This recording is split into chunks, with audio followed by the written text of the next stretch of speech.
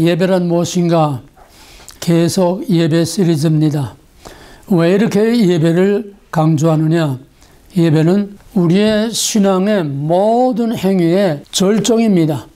우리의 삶과 신앙을 다 묶어서 하나님께 드리는 하나님과 만남이요, 하나님과의 주고받는 교제요, 바로 예배는 하나님과 함께 사는 우리 믿음의 삶의 절정이기 때문입니다. 이 예배의 뿌리와 원형은 제사입니다. 제사의 본질은 피의 언약입니다. 오늘 읽은 거의 다 피의 언약입니다. 왜 피의 언약이냐? 5대 제사는 소제와 화목제, 그거는 하나님과 화목하고 교제하고 사랑을 주고받는 최고의 하나님과 함께 즐기는 잔치자리입니다. 그러나 그 이전에 본제, 속죄제, 속건제, 이거는 피로 죄를 사하는 겁니다. 그러면 5대 제사를 합하면은 피로서 죄를 사하고 죄사함을 받은 자들이 하나님과 함께 사는 겁니다. 레위기로 말하면은 레위기는 두 부분으로 되어 있습니다. 1장에서 16장까지는 죄를 속하는 제사법입니다.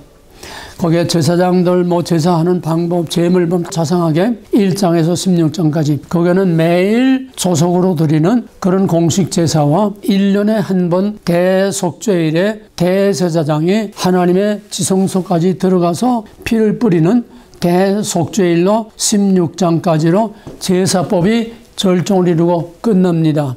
그러면 성막을 보면은, 회막을 보면은 두 칸이 막혀져 있어요. 지붕은 하나입니다. 지붕이 한 지붕이라는 것은 한 언약 안에 있는 겁니다. 한 언약 안에 두 방이 있습니다.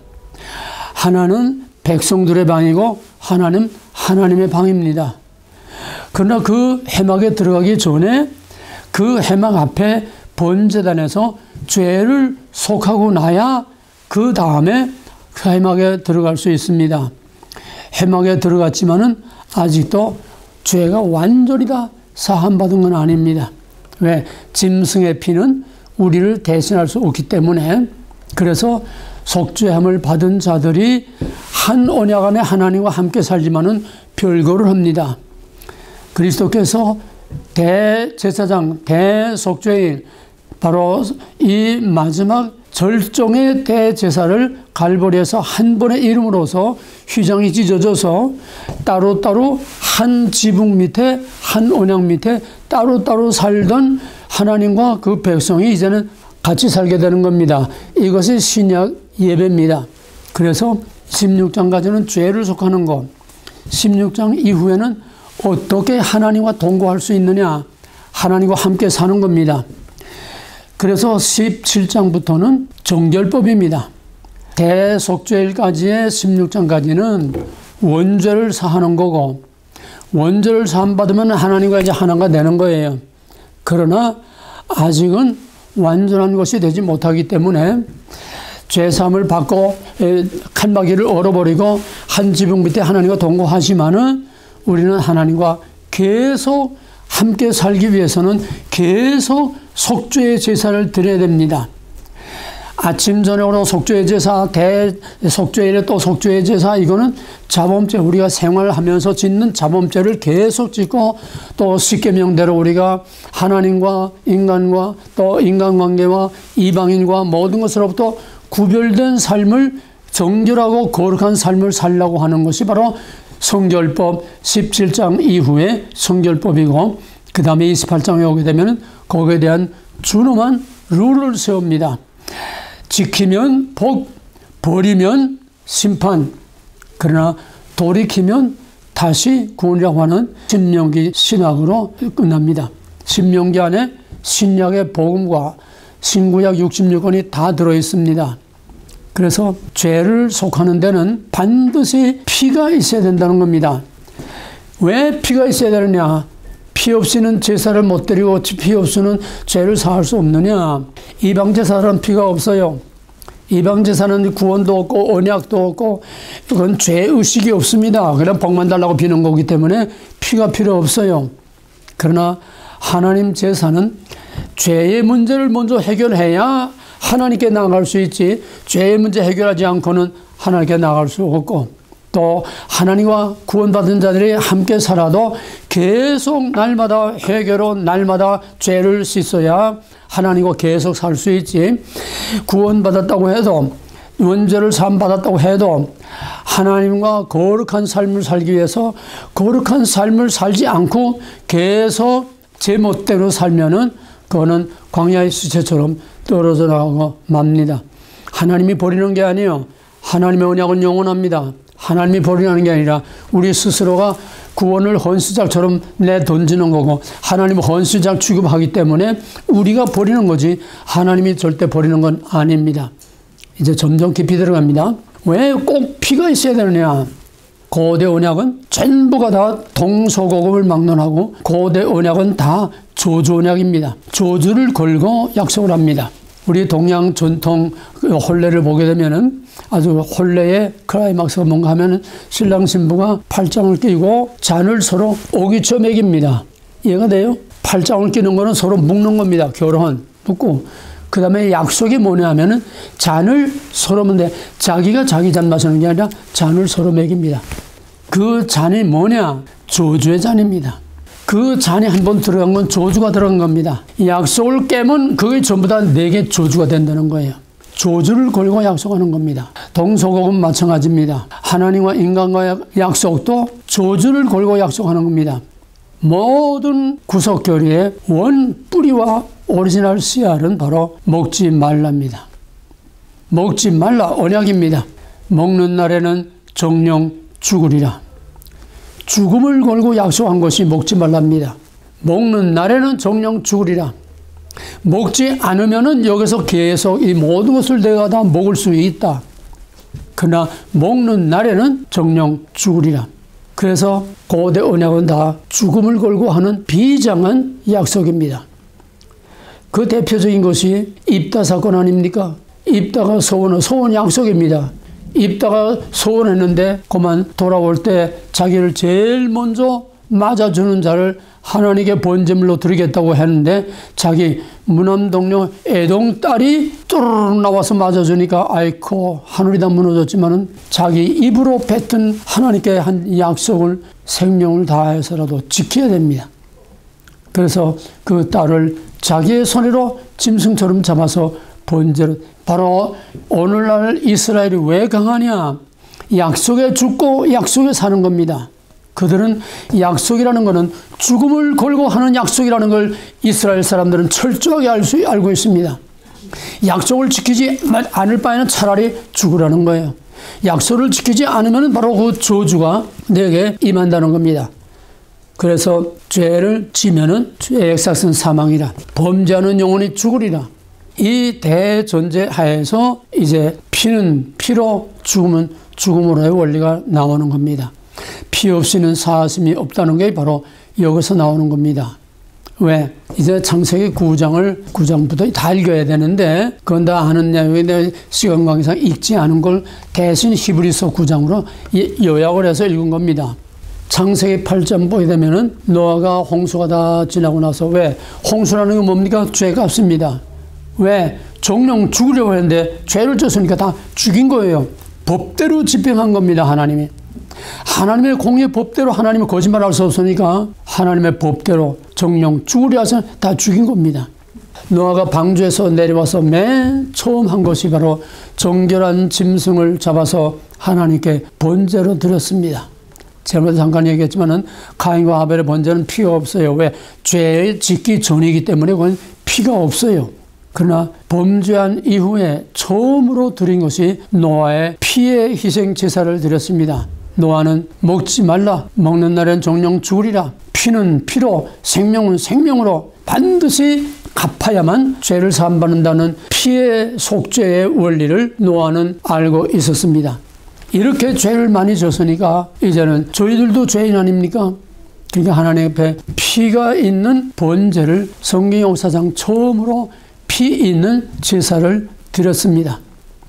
그 제사를 드리니까 하나님이 그 제사를 기뻐 받으시고 9장 1절로 들어오면서 생육번성 충만하라. 바로 창세기 1장 28절 하나님께서 남자와 여자를 지으시고 이 모든 것을 정복하고 다스리라. 생육번성 충만하고 이 모든 것을 다스리라. 가장 먼저 최초의 하나님의 언약, 창조 언약입니다. 왜 하나님이 아담에게 주셨던 약속을 노아에게 왜 반복하느냐? 하나님께서 다 쓸어버리고 보니까 창세기 1장 31절에서는 다 만들어 놓고 하나님이 보시기에 심히 좋았더라. 이게 하나님의 창조입니다. 그래서 생육번성 충만하라 축복을 했습니다. 근데 똑같은 창조 언약이 반복됩니다. 왜?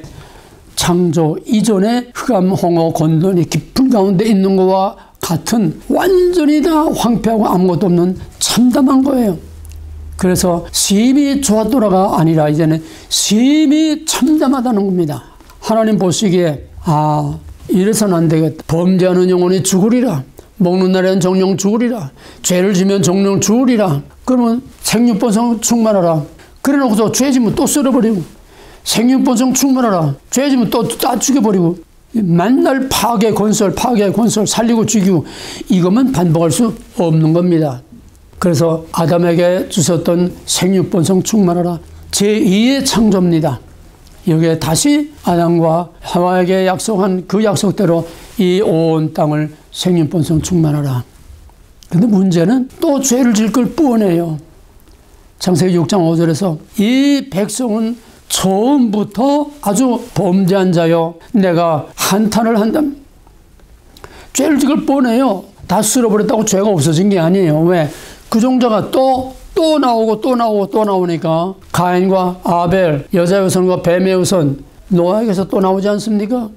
그러니까 뻔할 뻔짜니까 그때마다 또 죽일 수 없으니까 생육번성 충만하라 해놓고는 내가 앞으로 다시는 이렇게 황폐하게, 이렇게 비참하게 다시는 물로 세상을 다 쓸어버리지 않겠다. 그럼 죄 문제는 어떻게 합니까? 죄를 질 건 뻔한데 쓸어버리지 않겠다고 하면 이 뭔가 서로 충돌되고 모순되지 않습니까? 죄값은 반드시 치러야 되는데, 죄를 질 건 뻔한데 또 쓸어버리지 않겠다고 하면 이 죄의 문제를 어떻게 해결하냐 이 말이에요. 죽음은 죽음으로, 죄는 죄로, 생명은 생명으로, 피는 피로, 이 원리가 그 다음에 나오는 겁니다.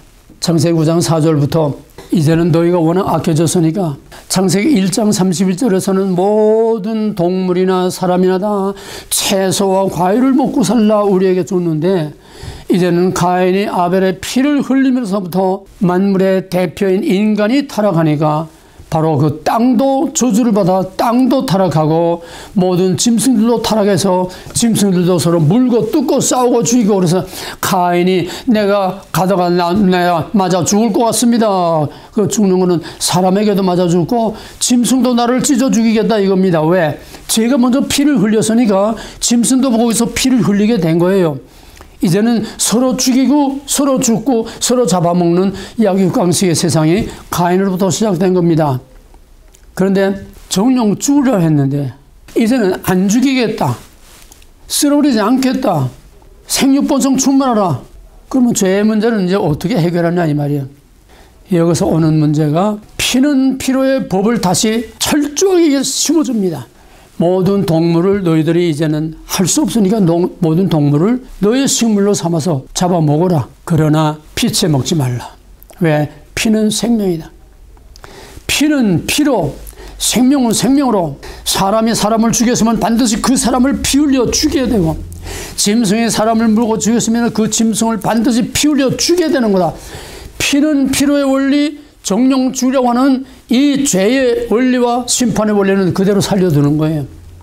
쓸어버리지는 않겠다 하지만은 그렇다고 죄를 그냥 제멋대로 내버려두는 게 아니라 죄는 죄대로 내가 내 법대로 심판을 하겠다는 거예요. 이해가 됩니까? 네. 두 가지 모순된 게 같이 나갑니다. 죽이지 않겠다 해놓고는 죽이는 법을 또 세워놓은 거예요. 정령 죽으리라 반복하는 겁니다. 그러면은 이 죄의 문제, 생명은 생명으로, 죽음은 죽음으로, 피는 피로 갚아야 되는 이 문제가 어떻게 성립될 수 있느냐. 여기서 피는 피로의 원리는 변함없다고 하는 거, 먹는 날에는 정령 죽으려 하는 거, 죄의 값은 사망이요 사망은 반드시 사망으로, 죽음은 죽음으로, 피는 피로, 생명은 생명으로 반드시 갚아야 된다는 법을 다시 한번 강력하게 세워놓고서, 그러나 이 죄의 문제를 그냥 놔둘 수 없으니까, 그러나 너희들을 계속 죽일 수는 없으니까 창조하고 또 죽이고 창조하고 할 수 없으니까 너희가 죄를 지건 뻔하고 다 쓸어 없앨 수는 없고 그때마다 다 죽일 수는 없고 그러니까 내가 너희와 너희 후손과 이 너희를 대표로 하는 모든 이 자연과 만물에 대해서 새로운 언약을 세우겠다. 죄값을 치르되 죽이지 않는 언약을 세우겠다. 그게 무지개 증거의 표시입니다. 이 무지개는 뭐냐? 무지개라는 거는 히브리어로 케세트, 활입니다. 영어로 무지개를 레인, 뭐라고 하죠? 활입니다. 바이올린 하는 걸 이걸 보라고 합니다. 활이에요. 바이올린 활, 이 무지개는 활입니다. 그러면 홍수 사건은 뭡니까? 홍수 사건은 하나님이 땅을 저주한 거예요. 땅을 저주한 거예요. 땅을 공격한 겁니다. 근데 이제는 무지개로 표를 삼아서, 증거를 삼아서 무지개가 이렇게 되지 않습니까? 그럼 무지개가 어디로 향하고 있어요? 활이 어디로 향하고 있어요? 활을 이렇게 세워놨으면은 화살이 어디로 나가요? 위로 나가죠? 그럼 누가 죽는 거예요? 죄는 너희가 짓되 그 죄값을 땅에다가 너희에게다 또 죽음으로 또 쓸어버리는 거 갚지 않고 너희가 죄를 짓건 뻔한데 그 다음에 죄의 문제는 어떻게 되냐? 피는 피로 생명은 생명으로 죽음은 죽음으로 갚아야 되는데 누가 죽느냐? 너희 죽일 수 없으냐? 그 다음에 내가 죽겠다는 거예요. 내가 죽겠다는 거예요. 이게 비정한 겁니다. 활을 하늘로 향해서 너희가 죄를 지면은 그 화살이, 그 피가, 그 죽음이 나에게 날아온다는 거예요. 내가 대신 죽겠다는 거예요. 여기서 예수 그리스도의 계속의 복음이 나오는 겁니다. 정말 하나님의 섭리는 말 못하게 깊습니다. 진리가. 아멘. 이거를 아는 사람들이 없어요. 그저 예수 십자가 우리 죄를 사하고자 날라리 같이 그냥 빈 껍데기만 하나님이 죽겠다는 거예요. 하나님의 자기 조주입니다. 하나님의 자기 조주예요. 죄는 너희가 짓되 내가 죽겠다는 거예요. 그 대신 이 땅을 쓸어버리지 않겠다. 그래서 노아의 무지개 언약은 땅에 대한 화를 땅을 향하지 않고 하늘을 향함으로써 저주받은 땅의 저주를 풀어주는 겁니다. 아담이 범죄했을 때 땅도 저주를 받았다고 그러지 않았어요? 가시와 엉겅퀴를 낸다고 그러지 않았어요? 이제는 땅을 저주하지 않고 그 저주를 너희가 받을 이 땅이 받을 저주를 내가 받겠다는 거예요. 하나님의 자기 저주, 하나님의 자기 저주 깊이 새기세요. 하나님이 자기를 죽이고 자기를 저주함으로써 그 저주를 우리에게서 풀어준다는 거예요. 그 죽음을 우리에게서 풀어준다는 거예요. 땅에 휴전을 선언했습니다. 평화의 언약입니다. 평강의 왕 예수 그리스도 평화의 언약입니다. 평화를 선언했어요. 역설적으로 또 심판을 받아야 할 땅과 인간에게 평화를 선언했어요. 무지개 언약은 그래서 평화의 언약이요. 다시는 쓸어버리지 않고 이 자연을 생육봉선 충만하게 보존하겠다고 하는 보존의 언약이요. 평화의 언약이요. 우리의 죽음 대신 피는 피로의 원리는 엄연히 살아 있어야 되는데 그 피값을, 죄값을, 죽음을 누가 치르느냐? 내가 치르겠다는 거예요. 이게 예수 그리스도의 십자가의 복음입니다. 이래서 노아하고 영원한 언약을 세웠습니다. 모든 자연과 만물에 영원한 언약을 세웠습니다. 다시는 물로 이렇게 쓸어버리지 않겠다. 그런데 노아와 한 이 언약은 인간의 죄값을, 피값을, 죽음값을 하나님이 대신 치루가 되었는데 여기 아직 피가 없어요. 무지개만 했지, 평화만 했지, 피가 없어요. 피가 없어요. 어떻게 죄를 속합니까? 바로 무지개 언약 전에 피는 피로 생명으로 딱 못을 박아놨는데 노아와 언약을 맺은 그 언약에는 피가 없어요. 하나님의 자기 저주를 걸었지만은 피가 없어요. 그럼 하나님이 어떻게 피를 흘리고 우리의 죄값을 대신 짊어집니까? 이 노아의 언약은 계시의 발전적인 원리에 따라서 노아의 평화의 언약은 바로 창세기 15장으로 넘어가서 아브라함과 다시 언약을 맺습니다. 아브라함과 맺은 언약을 무슨 언약이냐? 쪼개는 언약입니다. 피가 있는 언약입니다. 그래서 나는 너희 하나님, 너희는 내 백성. 이제는 너희가 나와 언약을 맺고 너희 자손에게 이 땅을 주어 다스리게 하겠다. 무엇으로 알릴까? 이렇게 해라. 짐승을 잡아서 쪼개서 각을 떠놓고 완전히 갈라놓는 겁니다. 각을 떠놓고 아브라함이 저녁 해가 뉘엿뉘엿 할 때까지 하나님의 약속의 응답을 기다리면서 솔개를 독수리를 쫓으며 기다리는데 해질무렵쯤 해서 여호와의 영광의 횃불이 그 쪼갠 사이로 샥 지나갑니다. 고대 언약은 무슨 언약이라고요? 고대 언약은 무슨 언약이라고? 뭘 걸고 하는 언약이라고? 저주. 아브라함 언약도 저주 언약입니다. 쪼개는 언약, 저주 언약입니다. 그거는 하나님이 구약에서 한 모든 언약의 그런 방법과 그런 원리는 다 이미 세상에서 다 널리 행해져서 잘 알고 있는 방법을 사용하신 겁니다. 고대인들이 그렇게 한 거예요. 쪼개놓고 그 사이로 서로 두 사람이 약속한 두 사람이 쪼갠 사이로 지나갑니다. 고대 언약은 저주 언약을 했어요. 그럼 뭘 의미합니까? 언약을 어기면 술잔 마신 것이 내 몸속에 들어가니 다 저주가 되듯이 언약을 어기면 너도 이렇게 쪼개진다는 거예요.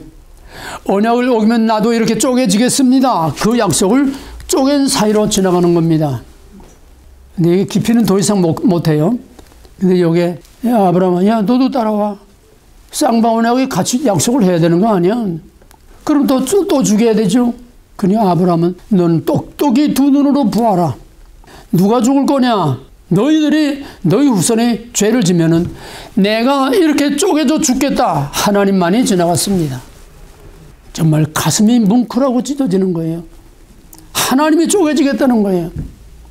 아브라함은 뭡니까 그럼? 약속의 당사자인데 같이 사인을 해야 되는 거 아닙니까? 너는 쪼개지는 대신에 할례를 받아라. 할례도 피의 언약입니다. 피가 많건 적건 피는 생명입니다. 할례를 받아라. 그러면 내가 너희 후손이 죄를 지면은 어떻게 되느냐? 쪼개 죽이진 않고, 왜? 노아하고 약속했으니까.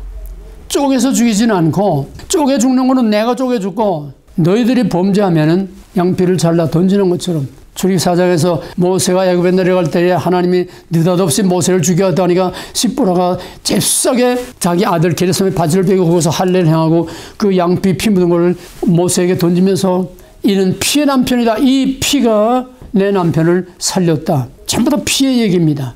죽음과 저주의 얘기입니다. 할례도 피의 언약입니다. 그럼 뭡니까? 약속을 어기면 잘려나간다는 거예요.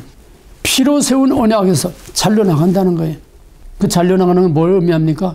하나님의 백성이기를 잘려나. 아담이 범죄하니까 에덴 동산에서 내쫓은 거는 것 같습니다. 하나님의 언약 공동체에서 잘려나가는 겁니다. 그래서 민수기에는 끊쳐지리라, 끊쳐지리라, 이러한 자는 끊쳐지리라, 잘려나가는 거예요. 신약에 와서는 예수님께서 이 악하고 게으른종을 바꿔두던데 내어 쫓으라, 잘라내는 겁니다. 우리는 그냥 해롱해롱하고서 예수 십자가 복음 은혜하고서 이것만 빼면 안 돼요. 그 선왕당 신앙밖에 안 돼요. 이 의미심장하고 비장한 하나님의 이 구원의 약속, 복음의 약속이 어떤가 하는 것을 알아야 우리가 죄를 두려워하고 하나님을 두려워하고 우리가 받은 은혜가 어떤 것인지를 우리가 깊이 심각하게 그걸 알 수가 있는 겁니다. 아멘. 잘 정리하세요. 생육번성 충만하라. 또 죽여야 돼. 죽일 수 없으니까. 피는 피로, 죽음은 죽음으로 반드시 범죄하는 영혼이 죽으리라. 약속은 약속대로, 하나님의 법은 하나님 법대로 세워놓고 그 다음에 내가 쓸어버리지 않겠다. 그럼 너희 죄값을 어떻게 하느냐? 내가 너희 저주, 너희 생명, 너희 죽음을 내가 대신 받겠다. 하나님의 자기 저주. 그러나 피 없이는 사하심이 없어.